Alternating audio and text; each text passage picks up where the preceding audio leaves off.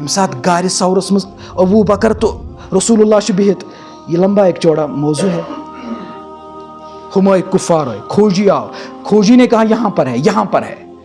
امیہ بن خلف بالکل اتنی نزدیک, امیہ بن خلف بالکل نزدیک نزدیک تم. امہ سات ابو بکر گارس مز ونان, گارس مز اندر کن ونان نبی پاکس کنس دپان یا رسول اللہ اس رٹک نبر کن ساری تم تلوار ہے.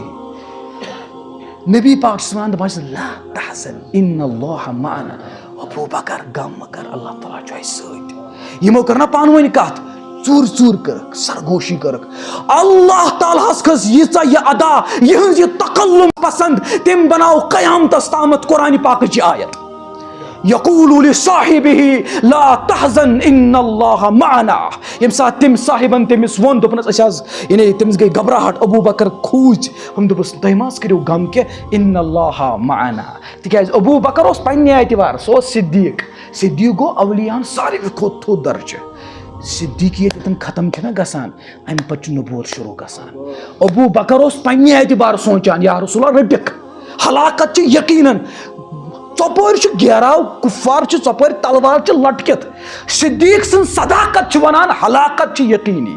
اولیاءن ہنز ولایت چھِ ونان ہلاکت چھِ یقینی.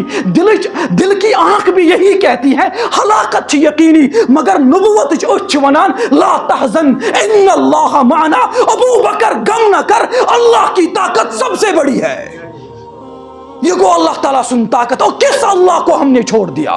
جیسے ہلاکت یوت باسان چوپر, اللہ سے مانگو اللہ سب کچھ دے گا. اللہ پوری دنیا کو تیرا غلام بنا دے گا, مگر تم تو محمد عربی کے غلام پہلے بن جاؤ.